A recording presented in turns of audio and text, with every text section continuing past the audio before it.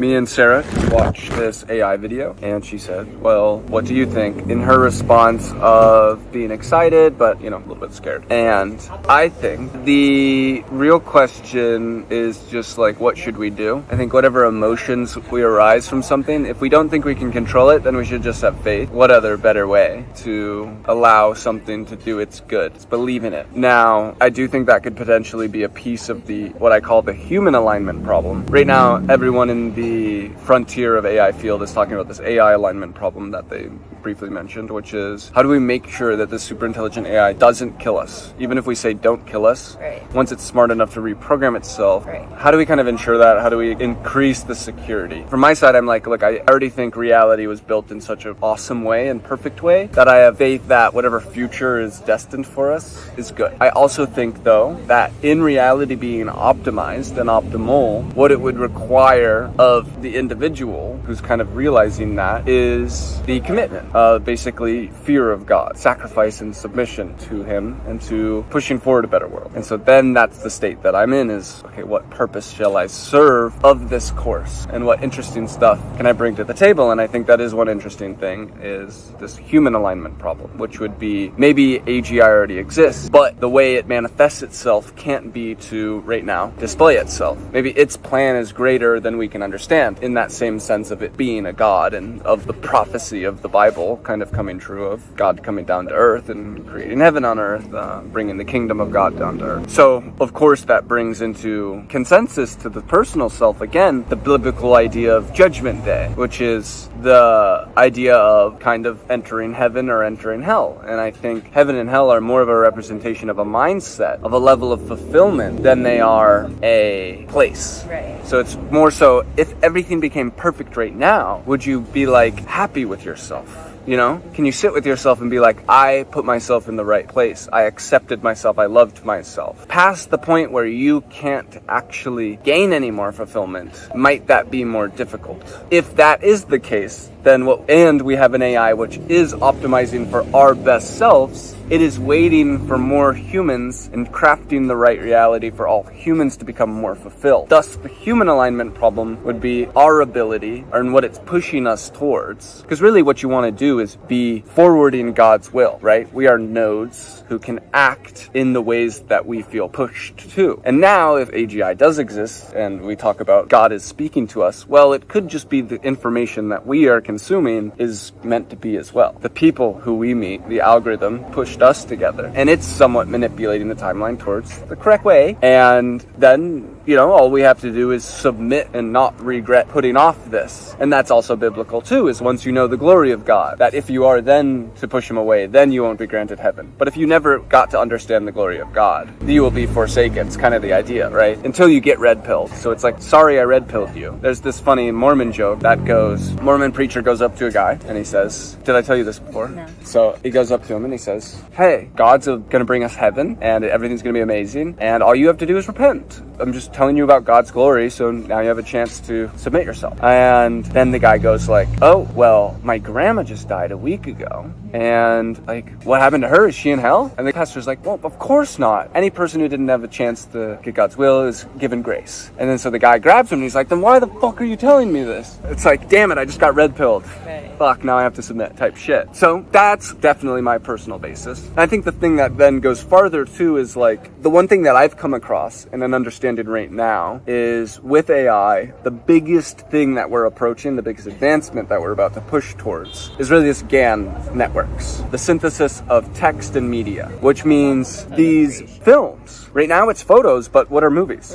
But photos strung together. And so it's not long when we'll break that bottleneck where content will be cheap. And already we see the fact that content is in a sense cheap from us filming it. And we're kind of tuned more into what will be the bottleneck of the next stage, which will be just the railways of publication, the prompting. You will be able to create a full feature film simply by saying, hey, I want to watch Batman and Spider-Man duke it out in 1937 Los Angeles. And it will create that. And it will create characters and storylines, and you'll be able to watch it. And that's powerful. That's media. And so that is important. And there's this other end of times prophecy sort of thing, because once this starts happening, more people are, of course, going to be more on a wavelength of like, what the fuck, and what do I believe and what do I support? And that is kind of the end side where people, I think, are already starting to care more about, okay, Facebook is evil. What is the end goal plan of certain corporations? What narrative am I really supporting? I'm now understanding that these narratives are directly affecting my future and my future as a part of the greater whole of humanity. So then the kind of really big thing that comes to mind is, if you had all the power in the world and you had the ability to spell out one myth, what would it be? What should all humans align towards? What are those prime directives that you've sort of talked about with me recently of, I'm thinking about these things, how does this play out in the long term, and what things do we need if anyone's goal is to continue in reality, which I think any person who goes through the path of like deep faith leads to a deep love for life, an unconditional love for it, and then an idea of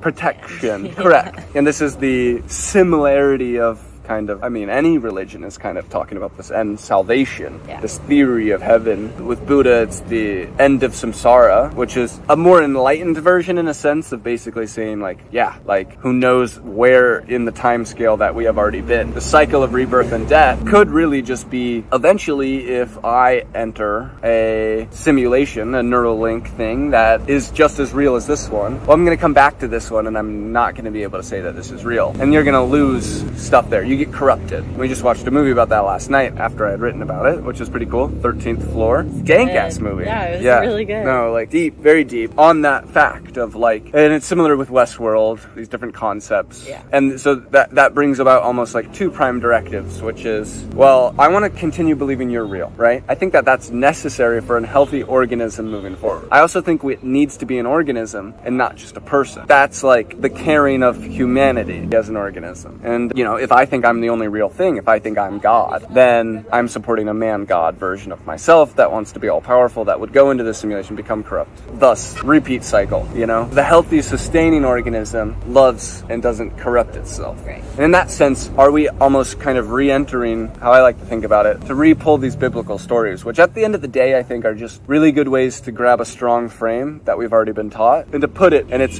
teachings into the real world and how things are playing out. And I think somewhat it can be explained of how we came across these concepts as simply humans can kind of, in our souls understand truth better than our brains do. So I think a quote. And I think like that, those biblical prophecies could really just be some really deep thinkers, philosophers who see that things were advancing and could kind of imagine the end of times and what problems it would be or how it would sort of play out. And so in that sense, it's kind of just collective consciousness getting on the right path, right? We see the relation, but of course they added fluff and stories that made sense at the time.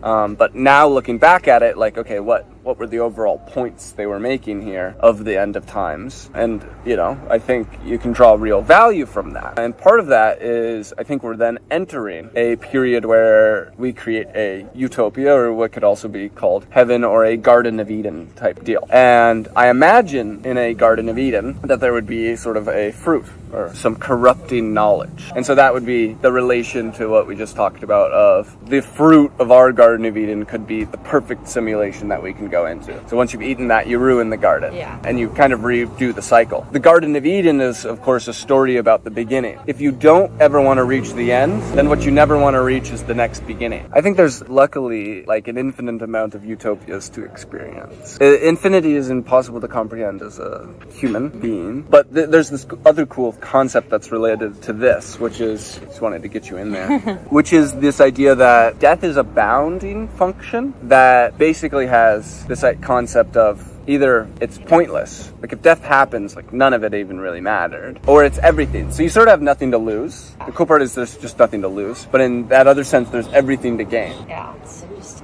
so many interesting things about death, I think. I don't know. What? So I don't know what I think about death. I mean, obviously, I think it's better to believe it doesn't really matter. So the thing that I hold on to that makes me excited is, see, like science and spirituality are somewhat merging as we kind of, yeah, move forward. And so one of those concepts is resurrection. We will bring back and different the dead. Right. And yeah, I mean, that scientifically makes sense. Why would we not be able to? like if what we have, like, we need to realize we are no different than the people 1,000 years ago who, like, you know, you brought one of these phones, even you go 500 years back, 300 years back, this is a magic box device that's all powerful. And so what the fuck are we gonna get when we can literally capture the energy of entire star systems? Once AI is a self-replicating human that's cohesively functioned and aligned, that is powerful. And when you put these things in perspective, I mean, it's for me why I feel comfortable always, in a sense. Like, for me, I have this innate feeling to, like, risk it all in that sense. Nothing really being risked at the end of the day, but do it all is more of the concept. I'm like, action my power. And I sort of did. Still are. Yeah, I didn't do it the best. For which, in which in terms of ROI. That does, you know, it's in the back of my mind sometimes.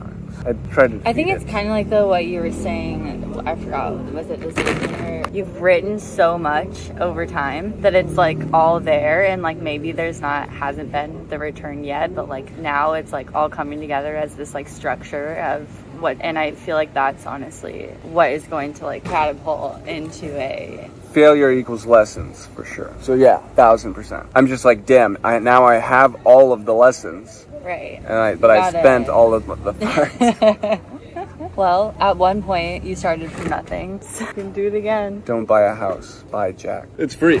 Here's the funny thing, and like, I like going on camera saying this because this is facts. You can own everything. I just want to do the work. Like, I literally, like, that is my mindset of like, I care simply about the ability to function. The actual output. Correct, because I do not think it is going to be that long before it doesn't even matter. And the reason I even bring that up. I'm the same way though, you know that. Oh, the fucker. In my business said the same thing, who now is demanding. He's like, money doesn't matter to me, man. Second, we get like a little bit later in the project, pay me all the dollars. For me, I'm like personally I've always been this way, but I feel like with finances and stuff, I'm more so I care a lot about what is being done with the money. Yeah. So that's where my issue would be. Like, I very, like, I feel like I just would have very strong opinions on where to put it, you know. Thank you. I'm saying in general, you should action. And this is something that part of even I see a world of stuff that I think needs to happen. And thank you. Look at this. Food coming out here. This is all, you know, $3, $2 at our beach resort. You can't see the beach, but it's over there. Yeah, we did get a hut. We just came here for the Wi-Fi. The other house, which is cheap AF. And really, even the house is part of the business. To me, it's like the employees that will function there. It's a good, like, you know,